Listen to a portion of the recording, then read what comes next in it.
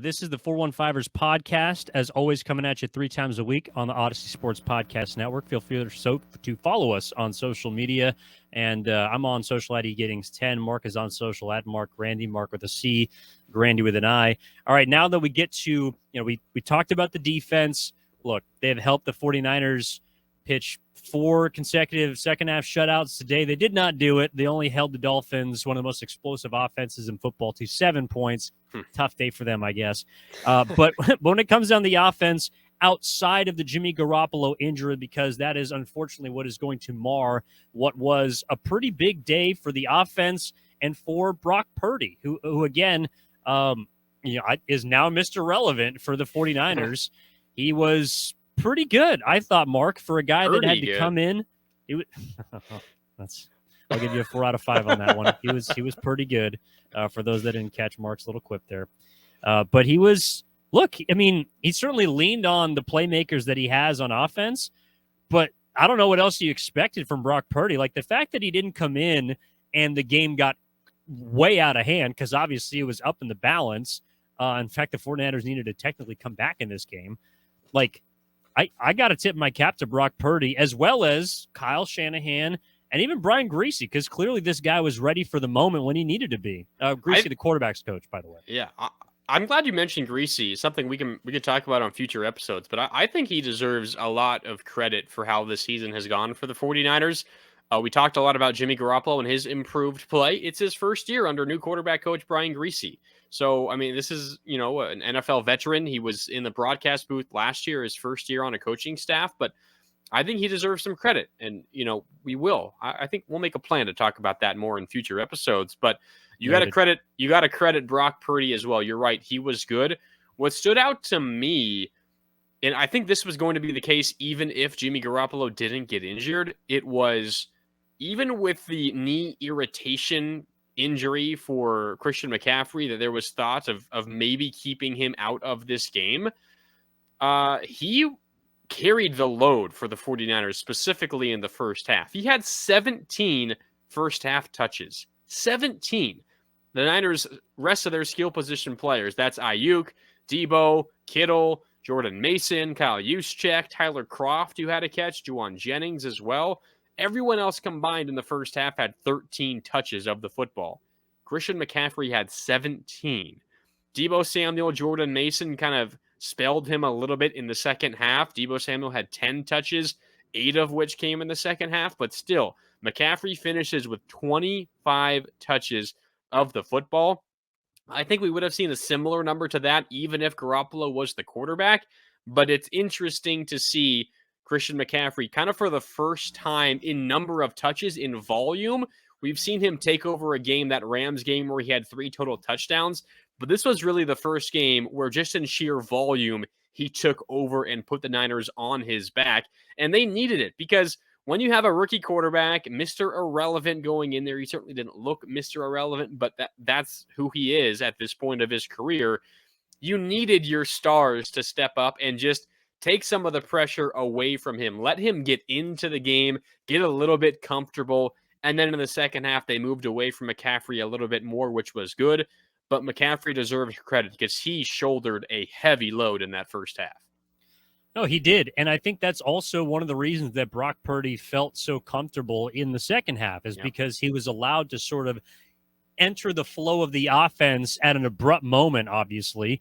But having Christian McCaffrey as the ultimate safety blanket is certainly one way to feel pretty good about yourself, whether it be throwing the football, handing it off, trusting in your offensive line that at times, look shaky today a little bit, but certainly did enough for the 49ers to dominate time of possession in an incredible fashion against the Miami Dolphins, a team that, although we associate them with being explosive, they also do hold on to the ball to a Tagovailoa kind of, will sometimes be able to get the ball into the hands of his playmakers, create explosive plays, but mostly he's dinking and dunking and moving the ball in a methodical fashion. Today, he could not do that because the 49ers had the ball for 40 freaking minutes compared to 19 for the Miami Dolphins, or 40 and a half to 19 and a half. But the point stands, and that was because Brock Purdy managed the game in pretty much like the definition of the fashion I think people associate with being a game manager. And that's why I can't necessarily, I'm not going to write them off for the playoffs, although we talked about this impacting their Super Bowl chances, the loss of a second quarterback. But Brock Purdy, I think, showed today against a defense that, is middle of the pack, not amazing, but certainly not poor by any means. That Brock Purdy, he showed that he can manage a football game and help you get wins in the regular season, because largely, the only mistake he really made, and even if we're nitpicking the interception, was essentially a long punt, from about midfield down inside the red zone, a situation the 49ers would have been in probably anyways. Like, he made the right decisions more so than even the plays themselves. That's what I was impressed with. Yeah, I agree with you. And, you look at young quarterbacks, they could have all the physical tools. They could be highly drafted, the most researched and talked about prospect in 10 years. But where young quarterbacks struggle, and again, I'm not saying that those qualifiers, refer to Brock Purdy at all. I'm just saying for young quarterbacks, no matter who you are, where you tend to struggle more early in your career than anywhere else is situational football. And Brock Purdy had 2 successful situational drives in this game. Late in the first half, game tied 10-10. He gets the ball with 2 minutes and 48 seconds left at his own 24-yard line. Again, a lot of it was Christian McCaffrey, but Brock Purdy is the signal caller. He's the quarterback. He led the 49ers on an 11-play, 76-yard touchdown drive that ended with 4 seconds on the clock. Just an absolutely picture-perfect 2-minute drive that allowed the 49ers the attempt to double dip. They get the touchdown there. They get the ball to start the third quarter. Of course, they did go 3 and out on that possession, but still a perfectly executed 2-minute drive to close the first half. Then late in the game, after that great Dre Greenlaw forced incompletion on 4th down, the Dolphins turn the ball over on downs. It comes back to Brock Purdy. You get the ball with 6 minutes left on your own 36-yard line. You go 10 plays, 34 yards, not great. He wasn't asked to do too much, mostly hand the ball off. But still, you managed to get the offense down in field goal range. Any score makes it a 2-possession game. You did that. Then your defense forces another turnover. The rest is history. But Brock Purdy, in situational football, 2 for 2 leading scoring drives. Those 2 drives, in my opinion, Evan, as impressive as any moment that Brock Purdy had in this game. And I'm glad you especially keyed in on that, the first of the drives you're talking about, but the last drive of the first half, because another part of what we see from young quarterbacks is compounding mistakes. And that was something that we did not see from him, specifically under 2 minutes.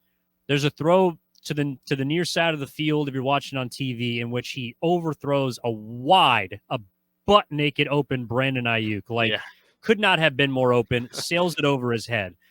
Next throw, 3rd and 10, with a guy in his face, delivers a dime to George Kittle over the middle that moves the chains, that helps you, of course, go down to score. But then, as they continue to move the ball down the field, a little dump off to Christian McCaffrey with about 13 seconds left. I know we'll talk maybe in later episodes, maybe on Wednesday, about kind of the interesting decision that Shanahan chose to not use the timeout with 28 seconds. Instead, they ran the ball up the middle and then chose to use a timeout on 2nd and goal. It was kind of interesting, but it ended up working out.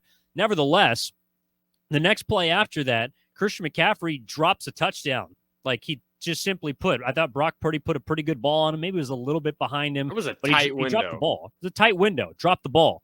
Goes right back to him. Now, I know that's Christian McCaffrey. Like, obviously, you're not going to go away from your best playmaker, but immediately keys in on him and dumps it off in the flat. Christian McCaffrey scores, and then I just go into the half with a lot of momentum, up 17-10.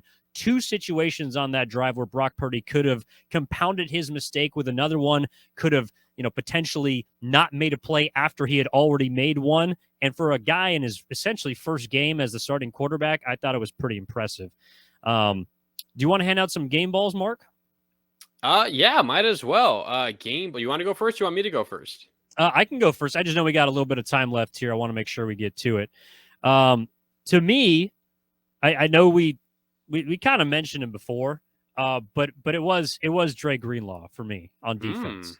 I thought Dre Greenlaw was flying all over the field. I know that Fred Warner had a late interception. That's certainly going to help his season numbers. And Fred Warner is the captain of a lot of this. There was a play over the middle early in the first half in which Fred Warner made a nice defense. You know, they took away a lot of the middle of the field because of what Fred Warner did. But I think that Dre Greenlaw set the tone, especially in the run game. And even like you talked about, being able to cover guys like Tyreek Hill, being able to, kind of allow offensive players to pass him, but stay with him. Like, he did not, I guess he to me, like, he was the ultimate gel in the middle of the field for them. And for a defense that has been very obviously stellar this year, but to beat the Miami Dolphins at home by 16 points and hold that offense to 10 first half points, to 7 second half points, I thought he was the catalyst for me. Embodied a lot of what I saw as far as the physicality from San Francisco. Good pick. Good pick. I will, just for the sake of going to the offensive side, I think we could each come up with 2 or 3 guys, but I'll go over to the offensive side. This guy we just talked about a little bit ago, Christian McCaffrey.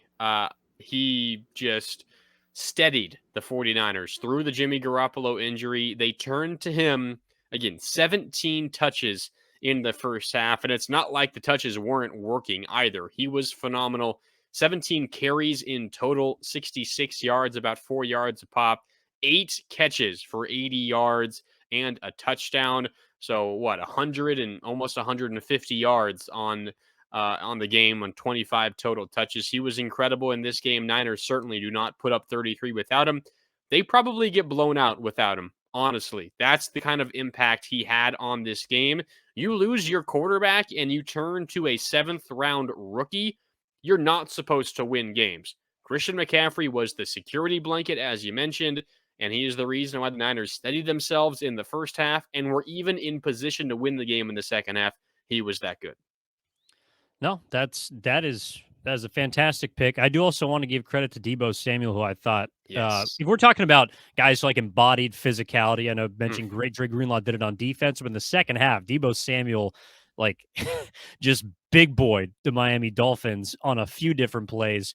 And it was, we've talked about how Ayuk is the number one receiver, maybe runs better routes, catches to, Juwan Jennings is a great third down option. Christian McCaffrey is the ultimate safety blanket. Deebo Samuel's just a freaking baller, man. Like, oh, he is. Like, when he plays the way he did in the second half against Miami, I just remember, like, yeah, that's why they paid that guy $20 million. Yeah. And I mean, the fourth quarter was his quarter. 5 of his 10 touches in the fourth quarter, and all of the touches kind of similar to Bosa on the other side, Evan. I was talking about his 3 sacks. He kind of he has a knack of picking the best moments for his sacks. Deebo Samuel has a knack of picking the best moments for his big plays on offense. 5 touches in the fourth quarter. They were all huge. They were all physical. He ran through Dolphins players on multiple occasions. So Deebo Samuel certainly deserving of a shout out.